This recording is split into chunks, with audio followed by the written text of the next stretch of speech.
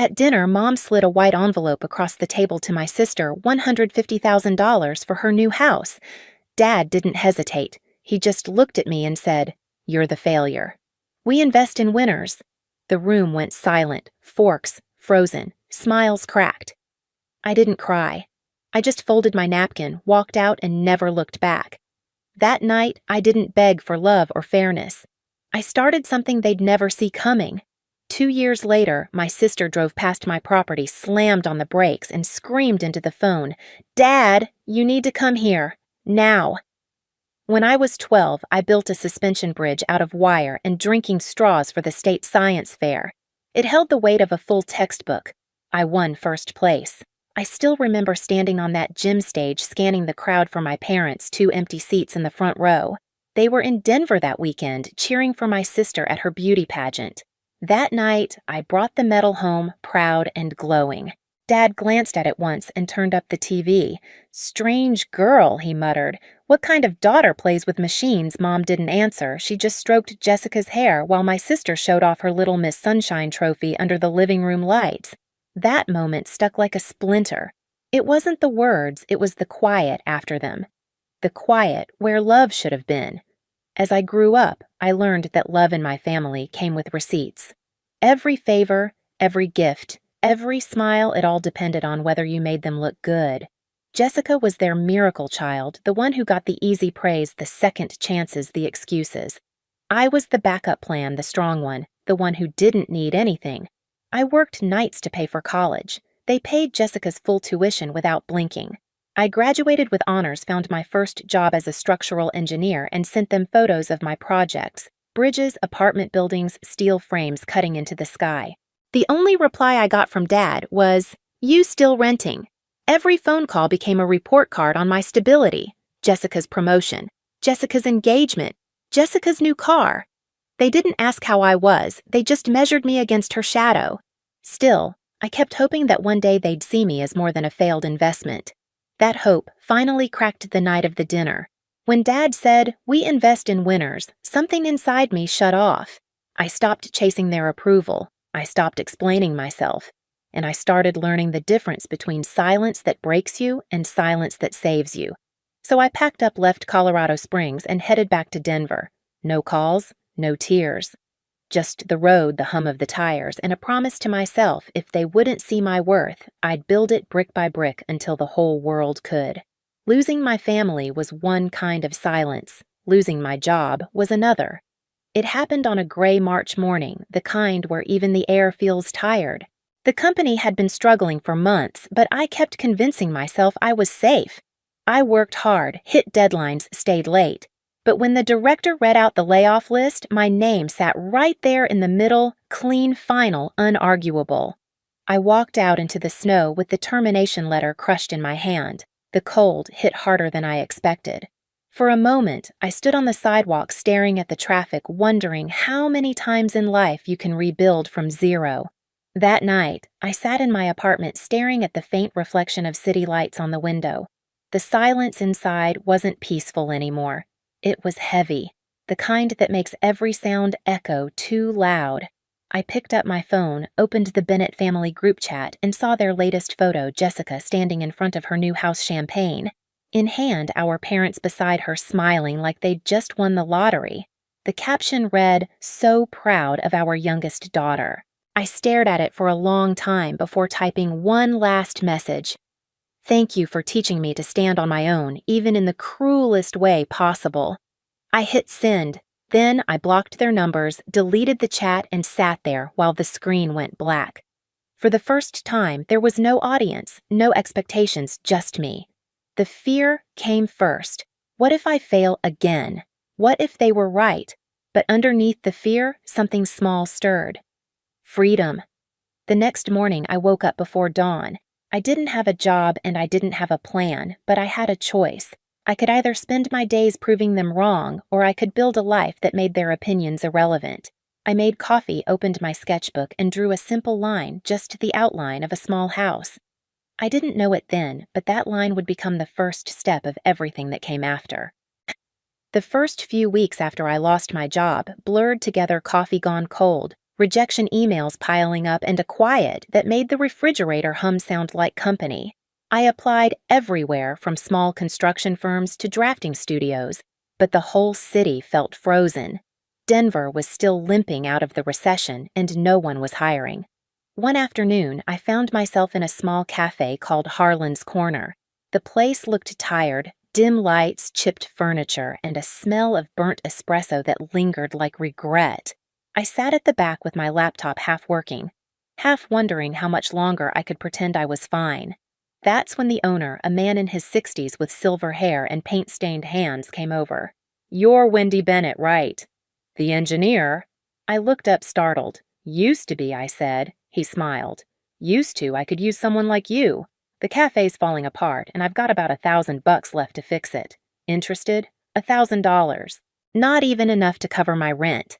But something in his tone, earnest, trusting, made me nod. "Yeah, I'm interested." For the next few weeks, I practically lived there. I repainted walls, rearranged furniture, rewired light fixtures, and designed a new layout that made the tiny cafe feel twice its size. I used reclaimed wood for the counter, hung a few pendant lights, and covered one wall with mirrors to pull in more light. When it was finished, Harlan stood in the middle of the room, eyes glistening. "It feels alive again," he said softly. "You've got magic in your hands, kid." A week later, a local magazine ran a small feature titled, "A Forgotten Cafe Brought Back to Life by Local Engineer." It had one photo me standing behind the counter paint on my jeans, a tired but proud smile on my face. The next morning, my inbox exploded. People were asking if I could help redesign their small businesses' old shops, even homes. I didn't have a company, just a sketchbook and a few tools, but I said yes. One of those jobs took me to Golden, a quiet town west of Denver, to renovate an old brick house for a retired veteran. The moment I arrived, I met the man inspecting the foundation, a tall, broad-shouldered engineer named Ethan Walker. His sleeves were rolled-up arms, dusted with cement eyes, calm and gray like early winter. "You're the designer?" he asked. I nodded. "And you're the one making sure it doesn't collapse." He chuckled. "Then we'll get along fine." We did more than that. Ethan was steady, deliberate, patient, the kind of man who made silence feel safe. We worked side by side for weeks, measuring beams, debating layouts, sketching on scraps of paper. Sometimes we didn't talk for hours, just worked in quiet rhythm. One day, while I was crouched on the floor, redrawing a design, he handed me a water bottle. "You forget the world when you work," he said. I smiled without looking up. "That's the point." He hesitated, then said, "You look at a house like it has a soul." I laughed softly, but later that night, lying in bed, those words echoed in my head. When the project ended, Ethan invited me to dinner at a small restaurant near Sloan's Lake. Over warm bread and red wine, we talked not just about buildings, but about fear, failure, and the strange piece of starting over. I told him about losing my job, about walking away from my family. He didn't pity me. He just said, "You don't need their approval, Wendy. You already built something they can't touch." It was the first time in years someone saw me not the version my family dismissed, but the woman I'd fought to become. A few weeks later, he called out of nowhere. "I have a crazy idea," he said. "You ever thought about designing a home that generates its own energy? A sustainable model, small, simple, self-sufficient." I froze. That was the dream I'd buried long ago, the one Dad had called too risky. "Yeah," I said. "I have." "Then maybe it's time," he replied. We called it the Eco Home Project. Months later, we found a small plot of land in Oregon, 5 acres overlooking the ocean. The owner, George, was an older man with kind eyes and a quiet sadness. "I planned to build a home here once," he said, "but my wife passed before I could." When I told him our plan, he nodded slowly. "$75,000, he said. "I'm lowering the price. You two will make it something worth living in." Ethan covered the rest of the cost I couldn't afford. "No strings," he said, "just partnership." We set up a tent near the clearing where the pines whispered and the ocean wind carried the scent of salt and rain. Every morning we brewed coffee on a portable stove, then worked until our hands blistered. We cut grass-cleared stones and built the foundation by hand. I named it Evergreen Cabin. 600 square feet, solar panels, rainwater system, handcrafted wood from a dismantled barn. Everything sustainable, everything built from what the world discarded, just like me. Some days, I wanted to quit. My body ached, my fingers cracked from cold. But every night, sitting by the fire, I looked at the rising frame and thought, this is what it feels like to rebuild yourself. By month 10, the cabin stood complete pale wood-wide windows and a porch that opened toward the sea. When the sunlight hit it just right, it glowed like it had its own heartbeat. I took a single photo, posted it online with a caption, "Built this myself." By morning, the post had gone viral. People wrote, "You made me believe again. You turned pain into something beautiful." For the first time, the world saw me the way I always hoped my parents would. It was a quiet May morning, soft sun through the trees, lavender blooming along the porch when I heard the sound of tires screeching on gravel. A silver BMW stopped just short of the gate. The door flew open, and there she was.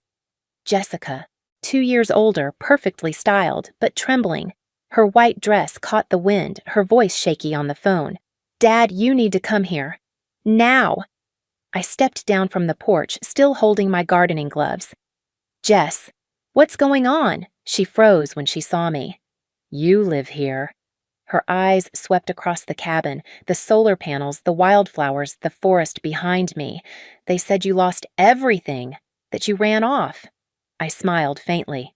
Guess they were wrong. For a moment, her confidence slipped. "You built this yourself with help," I said. "People who believed in the person your parents called a failure." She swallowed hard. "I didn't know." "I didn't." Her voice cracked. "After my divorce, I moved back home. They still pay for everything. Mom says, 'Don't be reckless like your sister.' And I listen." The wind picked up, brushing her hair across her face.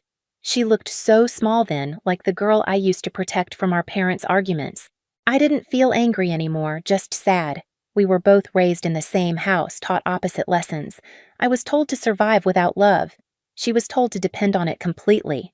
She ran her fingers over the cabin wall. "You have everything," she whispered. "And I don't even know who I am anymore." I looked at her gently. "Then stop living for them, Jess. Start living for you." She gave a shaky laugh. Easier said than done. We stood in silence until she finally murmured, "They're on their way." When the SUV appeared minutes later, I already knew how it would play out. My father stepped out first, his face-flushed veins showing at his neck. Mom followed trembling behind him. "Where did you get the money for this?" Dad demanded. "You expect me to believe you built all this alone?" I set down my gloves, wiped my hands on my jeans, and met his eyes. "From the day you called me a failure," I said evenly, "I started collecting something you could never take: my work, my grit, my peace." He blinked, confused. "Every insult you threw at me, every time you compared me to her, that was capital. And this," I gestured at the cabin behind me, "is what I built with it." Mom's voice trembled. "We only wanted what's best for you." I laughed softly, not cruelly. "No, you wanted what made you look best." Dad's jaw tightened. He stepped closer, scanning the walls like he was searching for a flaw. "You did this to humiliate us." "No," I said quietly. "I did it to survive you." The air grew thick. The only sound was the ocean in the distance. Ethan stepped out of the cabin, then calm as always, wiping his hands with a rag. He nodded politely to my parents before standing beside me, steady, wordless support. For the first time, I saw a flicker of something in my father's eyes, not anger, not pride, shame. "Did you do all this for revenge?" he asked finally. I shook my head. "Revenge would mean I still care what you think." "I don't." The wind rustled through the pines, carrying the lavender scent between us. Jessica stood off to the side, watching with tears in her eyes. Dad's shoulders dropped. His voice was hoarse when he said, "We were wrong." Mom began to cry quietly into her hands. I didn't move closer. I didn't need to. "I don't need to forgive you to be free," I said softly. "I already am." They left soon after. The SUV disappeared down the gravel road and the forest grew still again. I stood on the porch, heart pounding not from anger, but from release. Ethan draped his arm around me. "You okay?" I looked out toward the trees where the light shifted golden across the cabin walls. For the first time, I said completely. A week later, a cream-colored envelope arrived, no return address, just my name in my father's careful handwriting. Inside was a letter and a photo of our old house with a for sale sign out front. His words were unsteady. "We loved you in the wrong way, through fear, through comparison. We're starting over. And for the first time, we are proud of you." I didn't cry. I didn't write back. I just walked outside where the air smelled of pine and rain and planted a young tree near the porch, a new beginning rooted in peace. Ethan stepped beside me holding a small walnut box he'd carved from the first tree we cut for the cabin. Inside was a simple wooden ring. "Wendy Bennett," he said quietly. "Will you keep building with me?" I laughed through tears. "Only if we draw the blueprint together." That evening, as the sun slipped behind the forest, I wrote one final line in my journal. They gave her $150,000. They gave me silence. But silence became my foundation. The wind moved through the trees like a promise. Sometimes revenge isn't about making them pay. It's about letting them see you happy without needing their approval. My parents gave me silence, but that silence taught me everything about strength, boundaries, and peace. If you've ever been told you'll never make it, I hope my story reminds you that you can build a life from the ground up, one that no one can take away. Tell me in the comments, what would you have done in my place? And if this story hit home for you, hit subscribe, share it, and stay for the next one. You're not alone.